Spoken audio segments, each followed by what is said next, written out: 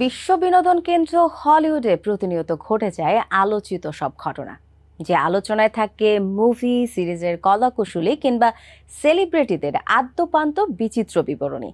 চলতি সপ্তাহেও তেমনই কিছু উল্লেখযোগ্য ঘটনার মধ্যে ভক্তদের মনে কৌতূহল বাড়িয়েছে প্রিন্স হ্যারি ও মেগান মার্কেলের নেটফ্লিক্স শো।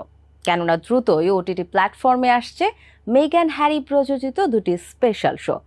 এদিকে সাবেক গার্লফ্রেন্ডকে নির্যাতনের অভিযোগে আদালতে দোষী সাব্যস্ত হয়েছেন লাভক্রাফট কান্ট্রি খ্যাত হলিউড অভিনেতা জনাথন মেজর্স। অন্যদিকে নিজের শেষ সিনেমা থেকে সরে গেছেন নির্মাতা টরেন্টিনো। তবে সপ্তাহ জুড়ে হলিউডে চলছে শোকের মাতম। মারা গেছেন এমি অ্যাওয়ার্ড জয়ী অভিনেত্রী ও নির্মাতা এলিনর কপোলা।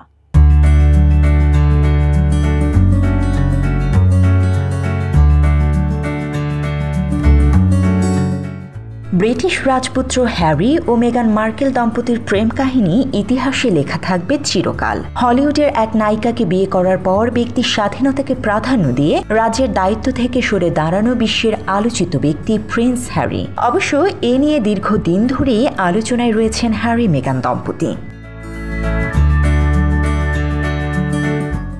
মেগান মার্কেলের হলিউডে শক্ত অবস্থান নতুন কিছু নয়, তবে এবার মেগান একা নয়, হলিউডে তিনি যুক্ত করলেন প্রিন্সকেও। কারণ নতুন দুটি নেটফ্লিক্স শো প্রযোজনা করতে যাচ্ছেন এই জুটি। জানা গেছে একটি শোতে থাকছে রান্নার বিভিন্ন বিষয়াদি, আর অন্য শোটি নির্মিত হবে আমেরিকান পেলো চ্যাম্পিয়নশিপকে কেন্দ্র করে। দুটি শোতেই মুখ্য ভূমিকায় থাকবেন তারা।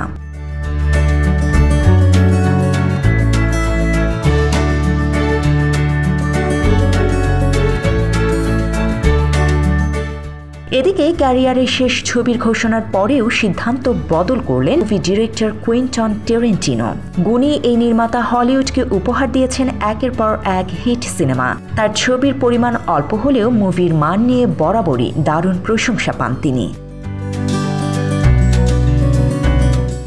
টেরেন্টিনো ঘোষণা করেছিলেন নিজের 10ম সিনেমা পরিচালনার পর তিনি অবসর নিতে ইচ্ছুক।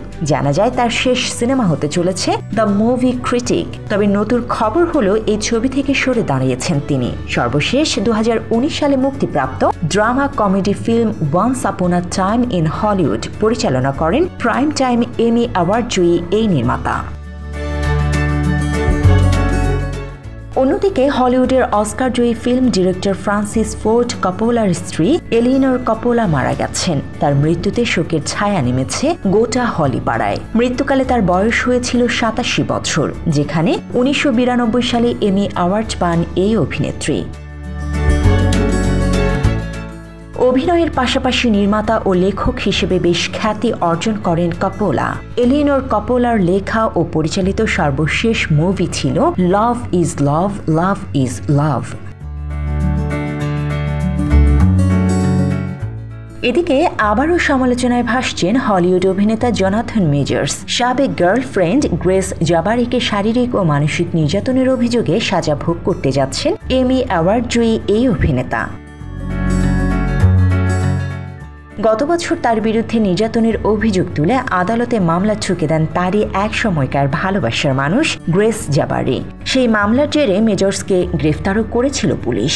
জানা যায় একই অভিযোগে মার্ভেল স্টুডিওর চুক্তি থেকেও বাদ দেওয়া হয় তাকে। তবে এবার আদালতে সে অভিযোগ প্রমাণিত হওয়ায় 1 বছরের জন্য কারাদণ্ড হতে পারে জনাথন মেজর্সের।